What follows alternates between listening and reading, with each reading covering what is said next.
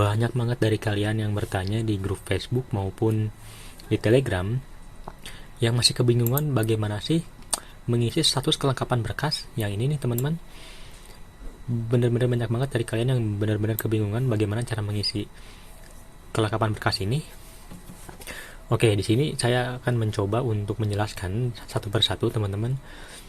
Bagian penetapan ini diajukan saja karena kalau saya sudah penetapan dan sudah masuk di PTN, jadi sudah ada kolom penetapan. Oke, di bagian biodata kalian bisa cek di sini nomor induk siswa nasional, kalian bisa isikan dengan NISN kalian tentunya, terus nama siswa yaitu nama kalian, NIK atau nomor induk kependudukan yang ada di KTP kalian atau di KK kalian, kemudian nomor kartu Indonesia Pintar kalian bisa masukkan, dan kalaupun kalian tidak punya cukup di strip saja teman-teman begitu.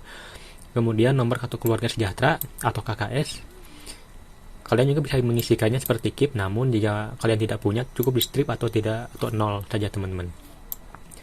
Kemudian untuk asal sekolah kalian bisa tuliskan nama sekolah kalian dan juga dengan NPSN-nya ya teman-teman.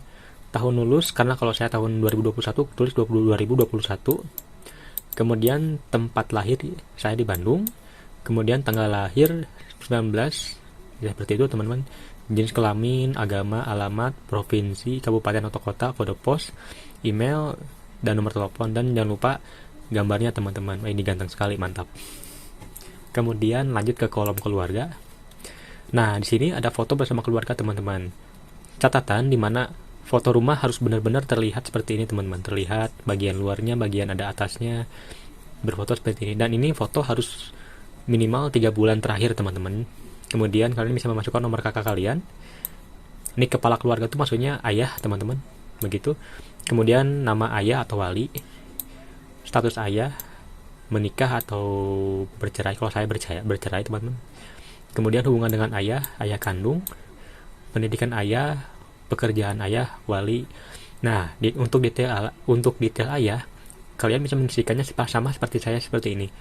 Ayah saya masih dalam kondisi sehat, sudah berumur 44 tahun, pekerjaannya ojek pangkalan dan penghasilannya kurang lebih dari Rp 750.000 per bulan.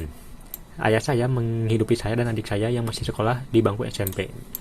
Kemudian nama ibu, status ibu masih hidup, kemudian pendidikan ibu, pekerjaan ibu. Kalau pekerjaan ibu kalian masih membingungkan, cukup tulis lainnya. Kemudian untuk detail ibu sama saja seperti ayah, cuman seperti ini. Ibu menjadi ibu rumah tangga, namun saya sudah tidak tinggal bersama ibu karena ayah dan ibu saya sudah bercerai. Begitu teman-teman. Kemudian ada jumlah tanggungan. Karena ibu dan ayah saya sudah bercerai, makanya jumlah tanggungan orang tua saya cuma 2, yaitu saya dan adik saya teman-teman. Kemudian kalian bisa memasukkan nomor telepon orang tua. Lanjut ke bagian ekonomi. Nah, dokumen pendukung keadaan ekonomi di sini kalian bisa memasukkan SKTM kalian atau surat pernyataan kalian itu surat pernyataan bahwa kalian itu tidak mampu teman-teman. Seperti itu. Pekerjaan ayah wali masukkan. Kalau tidak ada kalian bisa memasukkan lainnya. Penghasilan ayah, pekerjaan ibu, penghasilan ibu. Nah, jika orang tua kalian atau kamu bahkan punya hutang ke orang lain, cicilan hutang, total piutang, cicilan hutang dan tabungan keluarga, masukkan saja teman-teman. Dan jika tidak ada, cukup di strip atau tulis 0, begitu teman-teman. Kemudian di bagian rumah, detail data rumah, foto tampak depan seperti ini. Kemudian foto ruang keluarga ya teman-teman, ingat.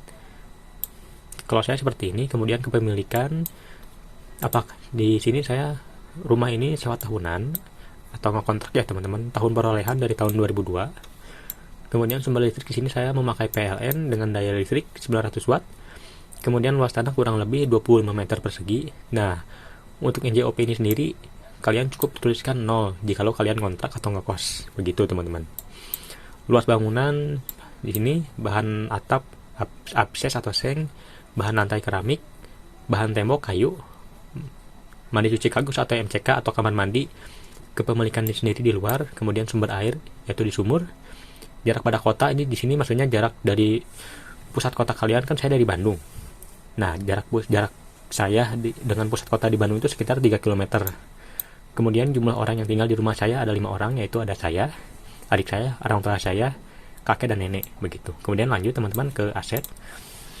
Nah, untuk di sini kalian bisa memasukkan barang-barang yang kalian punya. Contohnya saya memasukkan HP atau alat komunikasi Xiaomi yang berfungsi, yang masih berfungsi dengan harga lainnya segini, dan dengan membeli tunai. Kemudian ada laptop, motor, TV, ya pokoknya seperti ini teman-teman. Kalian bisa mencontohnya dengan keadaan kalian. Kemudian dalam kolom prestasi, nah jikalau kalian tidak mempunyai prestasi, cukup kosongkan saja ini teman-teman, karena ini tidak wajib teman-teman ya. Kemudian lanjut ke rencana.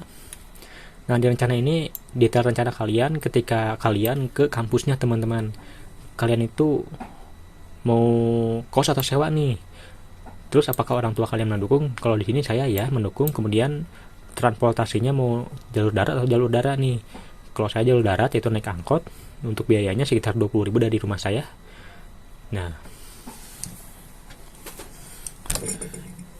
Nah teman-teman, itu adalah bagaimana cara cara mengisi status kelengkapan berkas. Kalau masih ada yang ingin ditanyakan, silahkan tulis di kolom komentar teman-teman, karena jangan lupa klik subscribe dan juga like teman-teman, karena kedepannya aku mau membahas hal-hal seputar kuliah dan info kuliah agar kalian tidak ketinggalan. Oke, terima kasih, sampai jumpa di video selanjutnya.